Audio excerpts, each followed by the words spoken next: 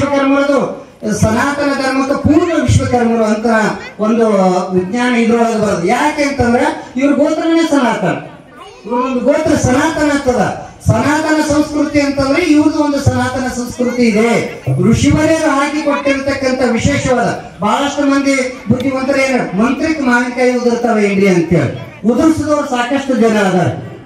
ಆದ್ರೆ ನಮಗದರ ಮಹಿಮೆ ನಮಗ ಗೊತ್ತಿಲ್ಲ. ಅದರ ಮಹಿಮೆ ಒಂದು ಮಂತ್ರ ಕೆಲಸ ಕೊಡ್ಬೇಕಾಗಿತ್ತು ಅಂತಂದ್ರ ಆ ಮಂತ್ರದ ಈ ಶಿವರಾತ್ರಿಗಳಿಗೆ ಹೇಳ್ತೀನಿ ನಾನು ಕಿವಿ ಮಾತು, ನೀವು ಬರೀ ಅದು ಇದು ಓದೋದ್ರಿ ಅಂತಂದ್ರೆ ಅರ್ಥ ಇಲ್ಲ. ಅದರ ಅನುಭವ ಪೂರ್ಣವಾಗಿ ಕ್ರಿಯೆ ನಿಮ್ಗೆ ಇರಬೇಕು. ಕ್ರಿಯೆ ಜೊತೆಗಿತ್ತಂದ್ರೆ ಆ ಮಂತ್ರ ನಿಮಗೆ ಫಲ ಕೊಡ್ತದೆ ವಿನಃ ಬರೇ ಗಿರಿ ಪಾಠ ಆಯ್ತು ಅಂತಂದ್ರೆ ಕೊಡಂಗಿಲ್ಲ. ಯಾಕಂತಂದ್ರ ಇದರ ಒಂದು ಸ್ಪಷ್ಟತೆಯನ್ನ ದುರ್ಗಾ ಸಪ್ತಶತಿಯಲ್ಲಿ ಬರ್ಕೊಂಡ್ ಬಂದಿದ್ದಾರೆ.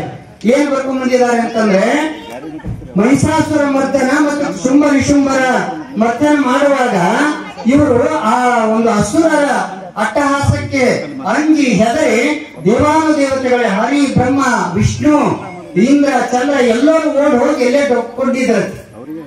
ಇವರು ಇಂದ್ರ ಲೋಕವನ್ನು ಆಳ್ತಿದ್ರು. ಯಾರು ಮಹಿಷಾಸುರ, ಯಾರು ಶುಂಭ ನಿಶುಂಭ ಅಸುರರ ರಕ್ಕಸರು. ಇವರೆಲ್ಲ ತಮ್ಮ ಕೈಲಾಸ ಬಿಟ್ಟು ಎಲ್ಲ ಬಿಟ್ಟು ಹೆಂಡ್ರ ಮಕ್ಕಳು ಬಿಟ್ಟು ಓಡೋಗಿದ್ರು. ಶಿವ ಇವರೆಲ್ಲ ನಮ್ಮ ತ್ರಿಮೂರ್ತಿಗಳು ದೇವತೆ ಅಂತಿರಲ್ಲ ಇದೇ ಓಡೋಗಿದ್ರು. ಓಡ್ ಹೋದಾಗ ಏನಿದೆ ಪರ್ಯಾಯ ವ್ಯವಸ್ಥೆ ಏನು, ಮತ್ತ ನಮ್ಮ ಲೋಕಗಳನ್ನು ಪಡೆಯೋದು ಹೆಂಗ ಅಂತೇಳಿ ಮತ್ತ ದೇವಾನುದೇವತೆಗಳ ಗುರುಗಳಾಗಿರ್ತಕ್ಕಂಥ ಬೃಹಸ್ಪತಿ ಆಚಾರ್ಯರಲ್ಲಿ ವಿನಂತಿಯನ್ನು ಮಾಡ್ಕೊಳ್ತಾರೆ. ಗುರುವೇ, ನಮ್ಮ ಈ ಕಷ್ಟದ ಪರಿಹಾರ ಏನು ಅಂತ ಕೇಳ್ತಾರೆ. ಅವಾಗ ಬೃಹಸ್ಪತಿ ಆಚಾರ್ಯರು ಒಂದು ಮಾತು ಹೇಳ್ತಾರೆ, ಏನಪ್ಪ ಅನುಭವಿಸ್ಬೇಕಂತಾರೆ.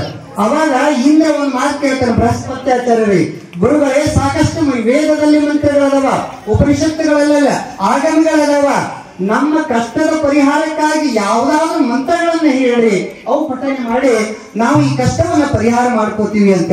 ನಿಮ್ಗ ಮನೆಗೆ ಏನಾರ ಆದ್ರ ಶಿವಶಾಸ್ತ್ರಿಗಳಲ್ಲಿ ಬಂದು ಒಂದ್ ಸ್ವಲ್ಪ ಶಾಂತಿ ಮಾಡ್ಬೇಕ್ರಿ ಅಂತೀರಿ.